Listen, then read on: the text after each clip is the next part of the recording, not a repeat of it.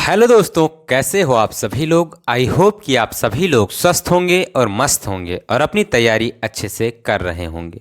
तो आज इस वीडियो में हम बात करने वाले एक very very most important topic, जो कि क्या है तो अवतल दर्पण के लिए सूत्र का निगमन। यानी आपसे पूछ सकता है कि यू वी एफ में क्या संबंध है। तो चलिए आज हम इसका आप सभी लोगों के सामने बिल्कुल सिंपल लैंग्वेज में डेरिवेशन करके दिखाते हैं। चलिए देर न करते हुए हम आपको ले चलते हैं अपने व्हाइट बोर्ड पर। देखिए यहाँ पर क्या है, हेडिंग कर दिया है मैंने अवतल दर्पण के सूत्र का निगमन। चित्र बना दिया है। देखिए अवतल दर्पण आप सभी लोग जानते हैं जिसका परावर्तक तल अंदर की ओर धंसा हुआ होता है। तो ये परावर्तक तल अंदर की ओर धंसा हुआ है। अब यहाँ से देखिए एक वस्तु ए बी रखा हुआ है। यहाँ से समांतर प्रकाश की किरणें जब आती हैं तो परावर्तन की वजह से मुख्य फोकस से होकर जाती हैं। तो ये मुख्य फोकस से होकर गुजर गई है। इसके बाद आप सभी लोग जानते हैं कि वक्रता केंद्र से होकर जाने वाली प्रकाश की किरणें परावर्तन के पश्चात अपने मार्ग में वापस लौट जाती हैं। अब इसके बाद यहाँ पर कट रहा है, यहाँ पर प्रतिबिंब बन रहा है, तो प्रतिबिंब आई आई डैश बन रहा है। अब सबसे पहले हम चिन्ह परपाटी की सहायता से सभी दूरियां ज्ञात कर लेते हैं। तो यहाँ से देखिए ये ए है, ये पी है, ये वस्तु रखा हुआ है। पी से ए के यानी वस्तु की दूरी को हम क्या कहते हैं तो वस्तु की दूरी कहते हैं। यानी पी ए बराबर क्या हो जाएगा, यहाँ पर देख लीजिए तो पी ए बराबर माइनस यू हो जाएगा वस्तु की दूरी। इसके बाद हम बात करें तो यहाँ से देखिए पी से लेकर सी, पी सी बराबर क्या हो जाएगा तो पी सी बराबर आप सभी लोग जानते हैं वक्रता त्रिज्या यानी माइनस आर हो जाएगा। इसके बाद अगर हम बात करें तो यहाँ से देखिए पी से आई तब क्या हो जाएगा तो प्रतिबिंब की दूरी यानी पी आई इजक्वल टू क्या हो जाएगा तो माइनस वी हो जाएगा। इसके बाद अगर हम बात करें P से F के बीच की दूरी तो पी एफ क्या हो जाएगा फोकस दूरी हो जाएगा। तो P F equal to focus दूरी यानी माइनस एफ हो जाएगा। ये चिन्ह परपाटी की सहायता से मैंने ज्ञात कर लिया। अब हम देखते हैं यहाँ पर देखिए चार त्रिभुज बन रहे हैं। एक ये है, दूसरा ये है और तीसरा ये है और चौथा ये है। तो यहां पर देखिए ये पहला और दूसरा त्रिभुज समरूप दिख रहा है। क्या है समरूप दिख रहा है। तो मैं यहां पर लिख दे रहा हूं कि त्रिभुज ए बी सी तथा आई तथा सी आई डैश समरूप त्रिभुज हैं, समरूप त्रिभुज हैं। ठीक बेटा, त्रिभुज है। ये हो गया। अब आप सभी लोग जानते हैं समरूप त्रिभुज में क्या होता है, संगत भुजाओं का अनुपात बराबर होता है। तो क्या हो जाएगा ए बी बटे क्या हो जाएगा ए बी बटे क्या हो जाएगा ए बी बटे आई आई डैश इजक्वल टू क्या हो जाएगा तो ए सी बटे क्या हो जाएगा ए सी बटे क्या हो जाएगा आई सी हो जाएगा, आई सी हो जाएगा। इसे मान लीजिए समीकरण 1। ठीक बेटा। अब इसी प्रकार हम क्या करते हैं यहाँ पर देखिए त्रिभुज क्या एम एन एफ तथा एफ आई आई डैश में क्या यहाँ पर मैं लिख रहा हूँ त्रिभुज एम एन एफ तथा एफ आई आई डैश समरूप त्रिभुज है, समरूप त्रिभुज है। ठीक बेटा, ये हो जाएगा। अब जब यहां भी समरूप त्रिभुज है तो इनमें भी भुजाओं का अनुपात क्या हो जाएगा बराबर हो जाएगा। यानी क्या हो जाएगा तो एम एन बटे क्या हो जाएगा एम एन बटे आई डैश हो जाएगा और इक्वल टू क्या हो जाएगा तो एन एफ बटे क्या हो जाएगा तो आई एफ हो जाएगा। ठीक बेटा, आई एफ हो जाएगा। अब यहां पर ये इतना हो गया। आप समझिए यहां पर देखिए चाहे एम एन कहिए चाहे ए बी कहिए दोनों आपस में क्या है बराबर है। क्यों? क्योंकि ये समांतर रेखा आ रही है। तो समांतर रेखा की सभी दूरियां क्या होती हैं समान होती हैं। हर जगह पर दूरियां समान होती हैं। तो यहां पर मैं लिख दे रहा हूं, क्या लिख दे रहा हूं देखिए एम एन के स्थान पर हम क्या रख सकते हैं ए बी रख सकते हैं। ए बी बटे I dash equal to N F बटे क्या हो जाएगा आई एफ हो जाएगा। क्यों? तो यहां पर मैं लिख दे रहा हूं एम एन बराबर ए बी। ठीक बेटा, ये हो जाएगा। अब इसके बाद यहां से देख लीजिए क्या हो जाएगा, इतना तो हो गया। अब अगर हम बात करें देखिए अगर हम बात करें ये क्या हो जाएगा एन, अगर ये द्वारक छोटा हो जाएगा तो जो एन बिंदु है ये एन बिंदु कहां पहुंच जाएगा पी के निकट पहुंच जाएगा। तो यहां पर मैं लिख दे रहा हूं कि जब दर्पण का द्वारक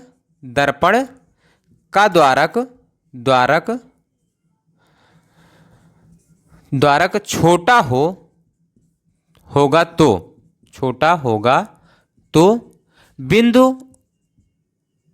एन पी के समीप बनेगा, ठीक बेटा बनेगा। अब जब P के समीप बनेगा तो क्या हो जाएगा, N बराबर क्या हो जाएगा, P के हो जाएगा। अब जहाँ जहाँ N है वहाँ वहाँ क्या हो जाएगा, P हो जाएगा। जहाँ जहाँ N है वहाँ वहाँ क्या हो जाएगा, P हो जाएगा। तो यहाँ से देखिए क्या हो जाएगा, AB बटे उसके बाद क्या हो जाएगा, आई डैश हो जाएगा, और फिर इक्वल टू क्या हो जाएगा, N के स्थान पर P यानी PF बटे क्या हो जाएगा, IF हो जाएगा। ठीक बेटा, इसे मान लीजिए आप क्या, समीकरण 2 मान लीजिए। अब देखिए समीकरण 1 में भी AB बटे आई डैश है, यहाँ भी AB बटे आई डैश है, तो यहाँ पर लिख दीजिए समीकरण 1 व 2 से। क्या लिख दीजिए, समीकरण 1 व 2 से। ठीक बेटा, अब समीकरण 1 व 2 से क्या हो जाएगा, तो आपका हो जाएगा यहाँ से देखिए AC बटे IC इक्वल टू PF बटे IF हो जाएगा। इतना हो गया। अब हम यहां से क्या करते हैं, सबका मान ज्ञात करते हैं, AC का मान ज्ञात करते हैं। तो देखिए AC यहां से यहां के बीच की दूरी क्या हो जाएगी, यहां से AC के बीच की दूरी, तो क्या होगा, PA माइनस क्या हो जाएगा, PC हो जाएगा। देखिए यहाँ पे जैसे ये रेखा है, ये A है, ये C है, ये P है, तो अगर आपको इतनी दूरी ज्ञात करना है तो आप यहाँ से यहाँ ले लीजिए, यानी ये इतना में से आपको इतना माइनस कर देना होगा, आपको ज्ञात कर देना होगा। तो AP यहाँ पर मैं AC के स्थान पर मैं क्या लिख दे रहा हूँ कि AP माइनस क्या कर देंगे, PC कर देंगे, AP माइनस PC। ध्यान से समझिए, ये मान लीजिए 12 सेंटीमीटर है, ये मान लीजिए 8 सेंटीमीटर है।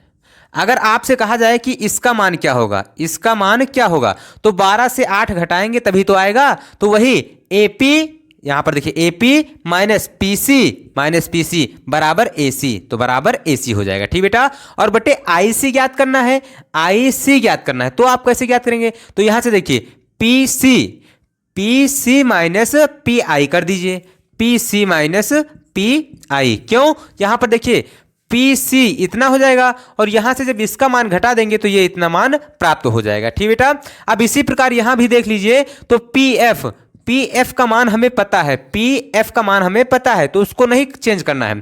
अब IF का मान ज्ञात करना है, IF यहां से, तो आप क्या करेंगे, PI माइनस PF कर दीजिए, तो क्या हो जाएगा, PI माइनस PF हो जाएगा। ठीक बेटा, अब सबका हम मान रख देते हैं। तो AP का मान देखिए यहाँ पर क्या है, तो माइनस U है, तो यहाँ पर हम रख देंगे माइनस U, और फिर माइनस PC का मान क्या है, तो माइनस R है, तो यहाँ पर माइनस R रख देंगे। इसके बाद बटे में PC का मान क्या है, तो माइनस R है, माइनस R रख देंगे। फिर उसके बाद PI का मान क्या है, तो माइनस V है, तो माइनस B रख देंगे। इक्वल टू PF का मान क्या है, तो PF का मान माइनस F है, रख देंगे। और बटे में PI का मान क्या है, तो माइनस B है, रख देंगे। और उसके बाद फिर PF का मान क्या है, तो माइनस F है, उसे भी रख देंगे। अब इसके बाद हम क्या करेंगे, देखिए इन चिन्हों का गुणा कर दीजिए, तो माइनस U और प्लस क्या हो जाएगा, R हो जाएगा। बटे में क्या हो जाएगा, माइनस R और फिर प्लस V हो जाएगा, इक्वल टू माइनस F हो जाएगा, बटे में माइनस B और प्लस F हो जाएगा। ठीक बेटा, अब आप सभी लोगों को एक फार्मूला याद होगा क्या, कि R बराबर क्या होता है, R बराबर होता है 2F बराबर होता है, F बराबर मैंने बताया R बटे 2। यहां से अगर हम किसका मान निकालें, R का मान निकालें, तो R बराबर हो जाएगा, ये भाग में इधर गुणे में हो जाएगा, 2F हो जाएगा। ठीक बेटा, तो जहां जहां R है वहां वहां क्या रख देंगे, 2F रख देंगे। क्या रख देंगे, 2F रख देंगे। तो यहां पर देखिए मैं रखकर उसके बाद सॉल्व कर रहा हूं समीकरण 2। अब यहां पर हम रख दे रहे हैं, देखिए तो क्या करेंगे, जहां जहां R है वहां वहां 2F रखेंगे, तो माइनस U प्लस 2F। ठीक बेटा, और बटे में क्या हो जाएगा, माइनस 2F और फिर प्लस B हो जाएगा, इक्वल टू माइनस F और बटे में क्या हो जाएगा, क्या हो जाएगा, माइनस B प्लस F।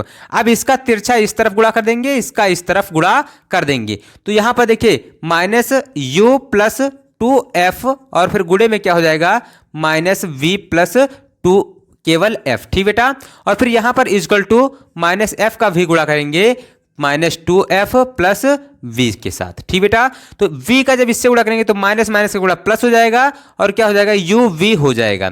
फिर V का इसमें गुणा करेंगे तो माइनस 2FV हो जाएगा। ठीक बेटा, फिर F का गुणा जब करेंगे तो माइनस UF हो जाएगा, और फिर इसका जब गुणा करेंगे तो प्लस 2f² हो जाएगा। ये हो गया।